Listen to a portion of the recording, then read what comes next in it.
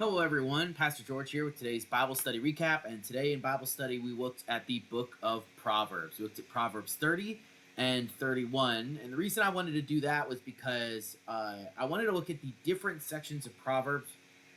And like I said on Sunday, there are different writers that are found in the book of Proverbs. Of course, there's kind of an understanding that maybe Solomon didn't write all of these himself because he collected a lot of them. But there's actually these two chapters that are found at the end that are given explicitly the words of other people, right? That this is from these two guys. The first is Augur, and the second is Lemuel. There's something to note about both of these guys is that they are most likely foreigners. There's a debate about where they're from. Some people think that maybe Lemuel could be from Egypt or Mesopotamia somewhere. Some people think Augur might be from the northern part of Arabia. We don't know, and I don't think we will know, but you never know what will happen. In any case, though, this is pretty important because it shows that there's there's things that are taken from other cultures and put in here for the purpose of the fact that they agree with what the Bible is saying. And this isn't a surprise. This has happened already in the book of Proverbs, actually.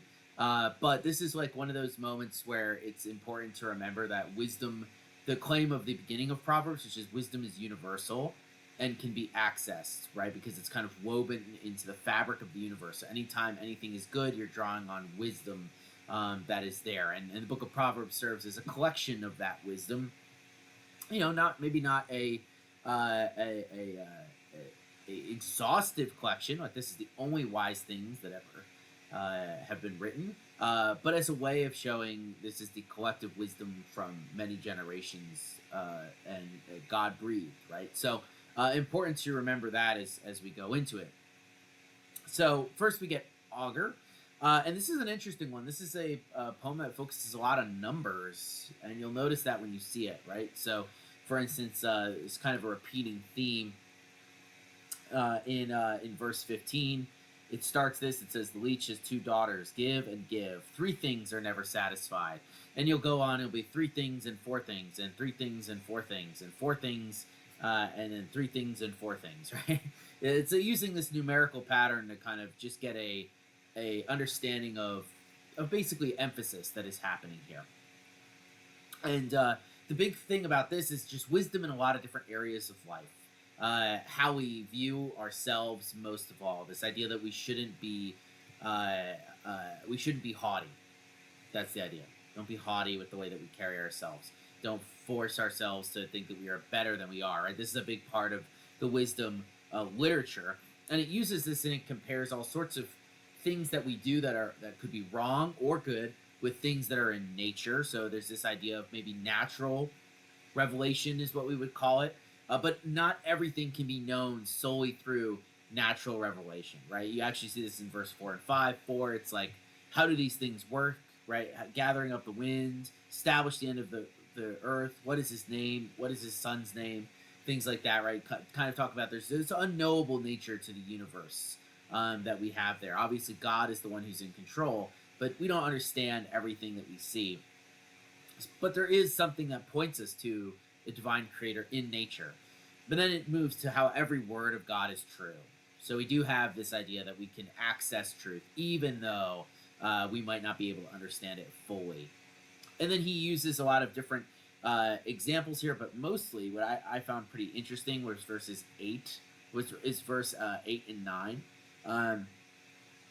He says, I guess this is 7, he says, "Two things I ask of you, deny them not to me before I die. Remove far from me falsehood and lying." That's pretty normal for us. Yeah, we shouldn't lie or be false. Okay.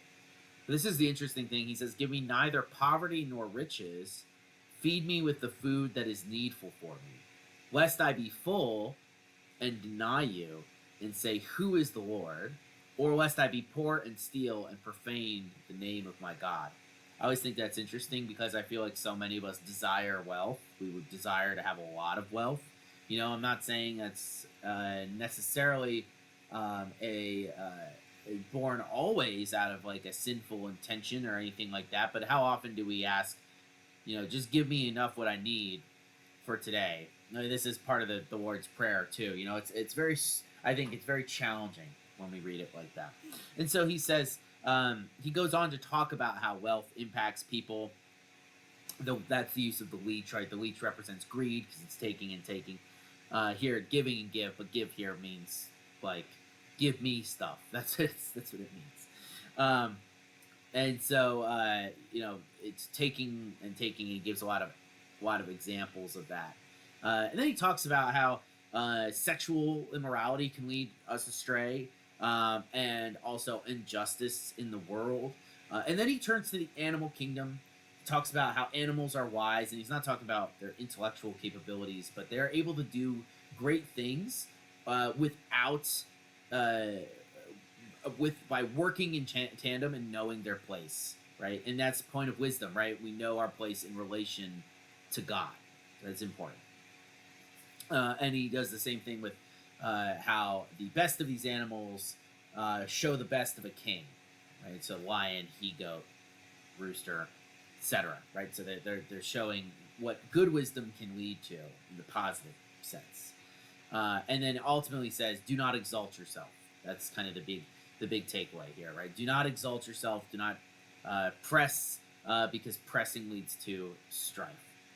So that's the words of Augur, and then it switches the final chapter into the words of King Lemuel. Interesting parallel here, right? You'll see that it says that these are the words that his mother taught to him. Parallels with the beginning of Proverbs, which I talked about on Sunday. You'll remember that the beginning of Proverbs starts with how those words were taught to the king by his father, right? So you'll see these two things are together, and that's not the only parallel that you'll see here. But so the first thing he gets here is wisdom about how to be a good king, right? Do not give your strength to women, in the sense of do not take a bunch of wives or put your stock in those pleasures of the flesh, which is very easy for kings to have. Do not get drunk all the time. Like, do not be drunken king, right? Because this is bad. You're supposed to be in control and in charge. Care for those, though, who are in distress, right? Show justice. Give strong drink to the one who is perishing, and wine to those in bitter distress. Let them drink and forget their poverty, and remember their misery no more. Open your mouth for the mute, for the rights of all who are destitute. Open your mouth and judge righteously. Defend the rights of the poor and needy, right? So it's not just about how the king is wise, it's also how this wisdom affects other people, that hokmah, right? We talked about that on Sunday, that wisdom is not just internal belief, it's also action. And then it moves into, if you're a woman and you've been around Christians long enough, you've undoubtedly run into Proverbs 31, right? A lot of, especially online, right? Lots of women will say, I'm a Proverbs 31 woman, right? And that's a good thing, right? This is definitely describing an ideal wife, or like a woman who inputs wisdom into her life, which is good.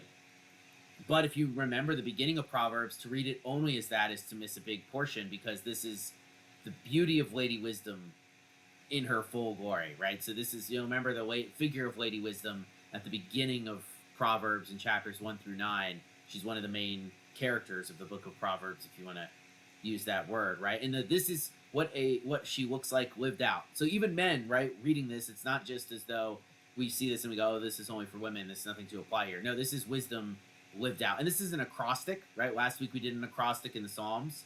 So this is an acrostic as well. This is an acrostic that shows so it's not really building off each other. It mostly is done to follow the pattern of the Hebrew alphabet as it goes down verse by verse. But it's to show a good totality of what wisdom looks like. But you'll notice at the very end, in verse 30 and 31, this is the callback to the beginning of Proverbs, right? And so it says, charm is deceitful and beauty is vain, but a woman who fears the Lord is to be praised. And that should bring us right back to Proverbs, right? Fear of the Lord is the beginning of knowledge. Right? That is the beginning of all of these things. And so it's a poetic way of ending the book of Proverbs, because you have the beginning that starts with the fear of the Lord, and the end. That's the entire encapsulation that's there. And it begins with the words of a father and ends with the words of a mother. It begins with Lady Wisdom and ends with Lady Wisdom. You see what's happening here? So the reason and the thrust of these final two poems is to show that all of wisdom, all of good wisdom in the world is God's wisdom. And so we have to take it and apply it to our lives, and it has a massive impact on the way that not only we think, our theology, our philosophy, but also the way we actually live out that in the world. Right? These two things cannot be separated. Both are wisdom, or both mean wisdom. All right, so that's what I wanted to talk about today. I hope you found that interesting. I'll see you tomorrow for an episode of A New Thing. Have a wonderful rest of your Wednesday, and peace out.